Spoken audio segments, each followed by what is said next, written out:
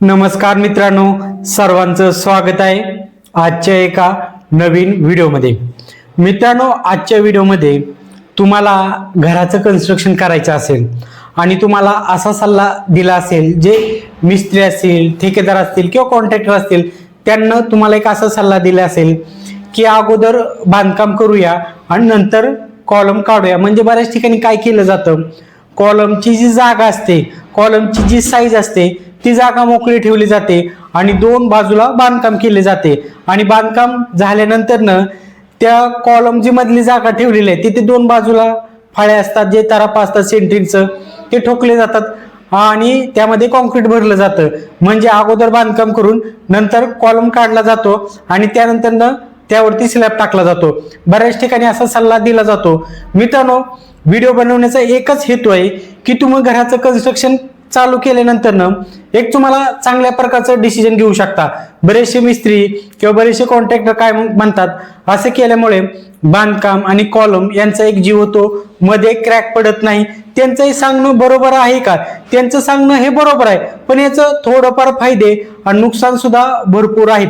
त्यामुळे मित्रांनो, आजचा व्हिडिओ तुमच्यासाठी खूप महत्त्वाचा होणार आहे। जर तुम्हाला असं कन्स्ट्रक्शन करायचं असेल, म्हणजे अगोदर बांधकाम करायचं असेल, नंतर कॉलम करायचं असेल, किंवा तुमच्या मनामध्ये पुन्हा असा प्रश्न येत असेल की अगोदर कॉलम काढावे नंतर बांधकाम करावे, आजचा व्हिडिओ बघितल्यानंतर तुम्ही घराचं कन्स्ट्रक्शन करताना एक चांगल्या प्रकारचं डिसिजन घेऊ शकणार आहेत।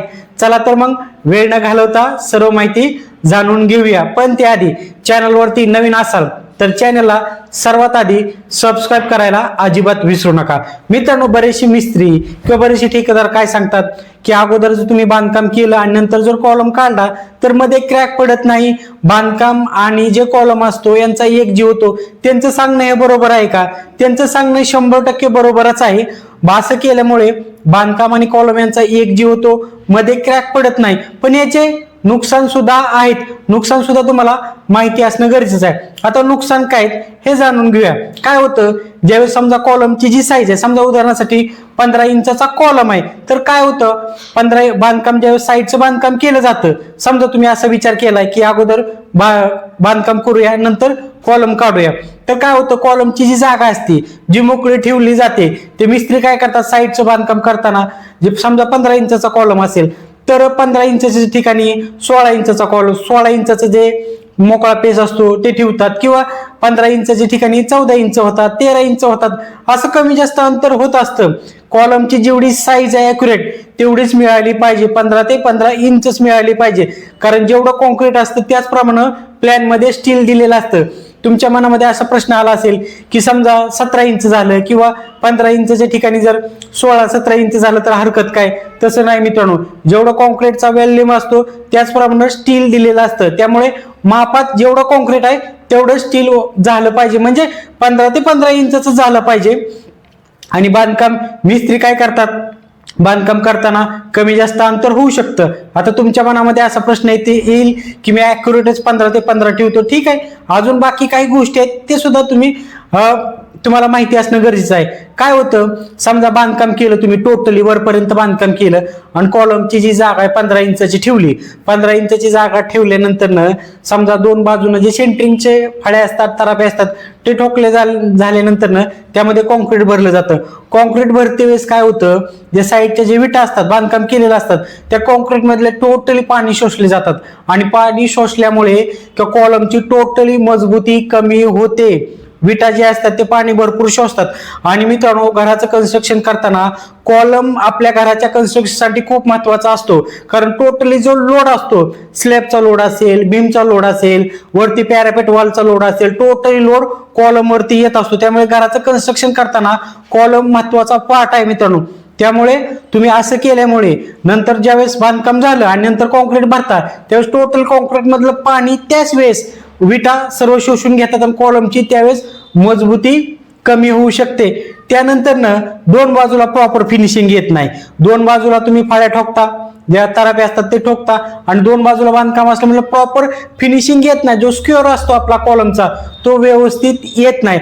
आणि मित्रांनो, ज्यावेळेस आरसीसी काम असतं, स्ट्रक्चरचं काम असतं, त्यावेळेस बांधकामाचा कोणताही रोल नसतो। आणि ज्यावेळेस तुम्ही काय करता की अगोदर बांधकाम करता आणि नंतर कॉलम काढता आणि नंतर स्लॅब टाकता, त्यावेळेस स्लॅबचा सुद्धा लोड तो बांधकामावरती येत असतो. आणि ज्यावेळेस आरसीसी स्ट्रक्चरचं काम असतं त्यावेळेस बांधकामाचा कोणताही रोल नसतो स्लॅबचा किंवा बीमचा लोड घेण्याची.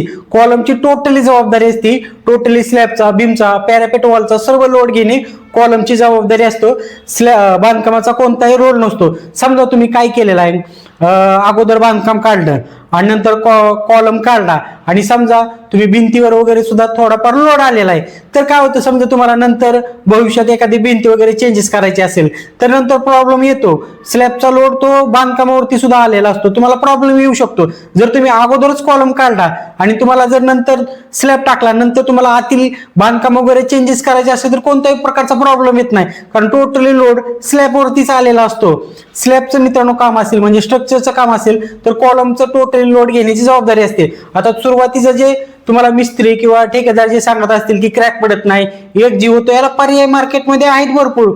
तुम्ही काय करू शकता, तिथे एक चिकन मेचची जाळी असते, तिथे क्रॅक पडतं ते तुम्ही बांधकाम आणि जे कॉलम असते त्याच्यामध्ये ठोकू शकता.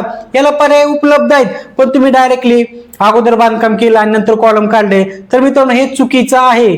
आरसीसी घर जर तुम्हाला बांधायचं असेल, जर तुम्हाला लोड बेरिंगचं जर घर बांधायचं असेल, तुम्ही डायरेक्टली बांधकामावरती स्लॅब टाकू शकता, पण त्याचं काही लिमिटेशन असतात. हे सुद्धा गोष्टी लक्षात घ्या.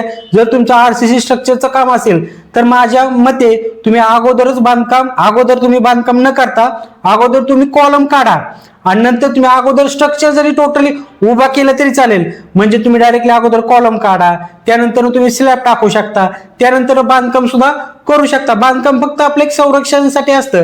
आरसीसी काम असतं त्यावेळेस बांधकामाची कोणती लोड घेण्याची जबाबदारी नसते, टोटली स्ट्रक्चरची जी लोड घेण्याची जबाबदारी असते. समजलं मित्रांनो? माझं एक तुम्हाला शेवटचं मत सांगेल की अगोदर तुम्ही कॉलम काढा आणि नंतर बांधकाम करा. अगोदर बांधकाम करून नंतर कॉलम काढणे माझ्या तर मते चुकीचं आहे. आजचा व्हिडिओ बघितल्यानंतर तुम्ही घराचं कन्स्ट्रक्शन करताना एक चांगल्या प्रकारचं डिसिजन घेऊ शकता. मित्रांनो, व्हिडिओ जर आवडला तर व्हिडिओला लाईक करायला आणि आपल्या चॅनलला सबस्क्राईब करायला अजिबात विसरू नका. धन्यवाद.